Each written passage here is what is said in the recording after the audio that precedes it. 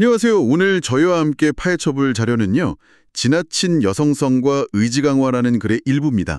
네, 이 글은 주로 남성에게 나타난다고 설명하는 지나친 여성성 혹은 부드러움 이런 특성에 주목하는데요. 여성에게도 해당될 수 있지만 남성의 경우엔 이걸 좀 부자연스럽다고 보고 있어요. 그렇죠. 글의 관점에서는 남성이 본래 여성보다 의지가 더 강하고 감정 통제도 잘하기 때문이다. 이런 설명이고요. 저희 목표는 어떤 특정 견해를 지지한다기보다는 이 글에 담긴 시각이 좀 독특하니까 이걸 깊이 있게 탐구하는 겁니다. 네, 맞습니다. 자료 자체의 논리와 주장을 전달하는 데 집중할 테니 이 점은 참고해 주시면 좋겠습니다. 자, 이 흥미로운 관점 좀 더 자세히 들여다볼까요? 네. 이 글은 아주 구체적인 상황을 묘사하면서 시작하는데요. 뭐랄까, 소위 남자가 치마를 입고 여자가 바지를 입는 그런 경우를 말해요. 아, 네. 그러니까 남성이 의지가 약해서 아내 의견에 그냥 다 따르고 또 전통적으로 여성 몫으로 여겨졌던 집안일 있잖아요. 빨래, 청소, 육아 같은 거요. 그걸 이제 남성이 다 도맡아 하는 그런 상황을 지적하는 거죠.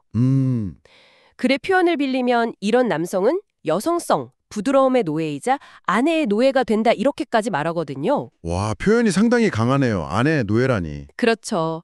사회적으로도 이들은 여성처럼 행동하고 사소한 자극에도 아주 민감하게 반응하고요. 심지어 성적인 농담에는 얼굴을 붉힌다 이런 식으로 묘사돼요. 아하. 여기서 좀 주목할 점은 이 글이 어떤 특정 성격 특성을 가정 내 권력 구조나 사회적 역할과 아주 그냥 직접적으로 연결짓는다는 거예요. 네, 정말 단호하게 연결짓는 것 같아요. 그러니까 글에 따르면 이런 여성적인 남성은 감정적으로 예민하고 거친 표현이나 농담도 불편해하고 얼굴까지 붉힌다. 그죠? 네, 맞습니다. 근데 글쓴이는 이런 성향 자체를 여성적인 본성이다. 이렇게 규정을 하고 있어요. 그런데 또 흥미로운 점은 이런 특성을 가진 남성이라도 변화할 수 있는 길을 제시한다는 건데요. 아, 방법이 있다고요? 네.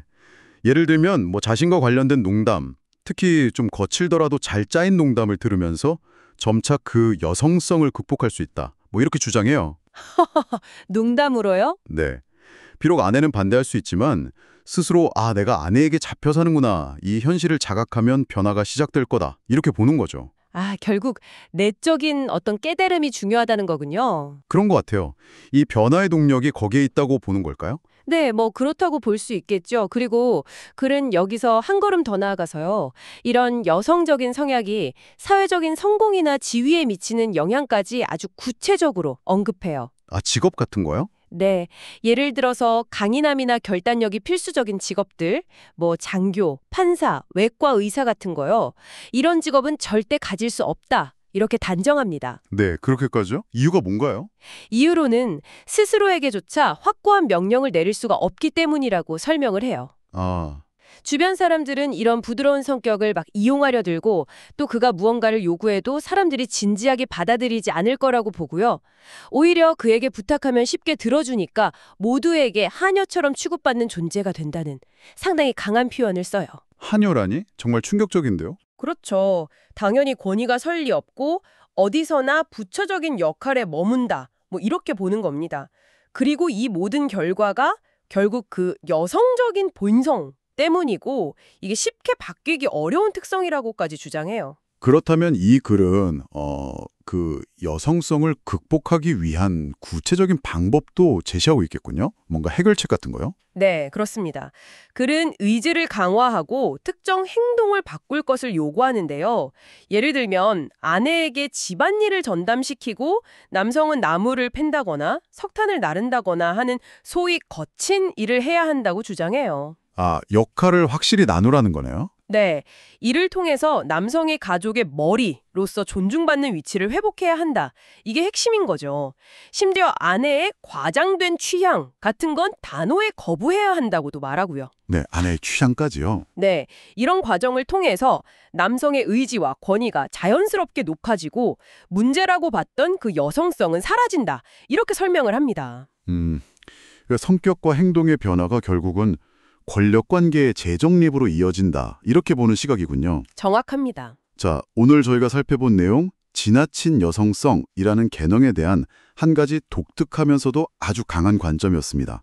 요약하자면 이 글은 남성의 약한 의지, 과민함, 그리고 전통적인 여성 역할을 수행하는 것을 좀 부정적인 여성성으로 규정하고요. 네.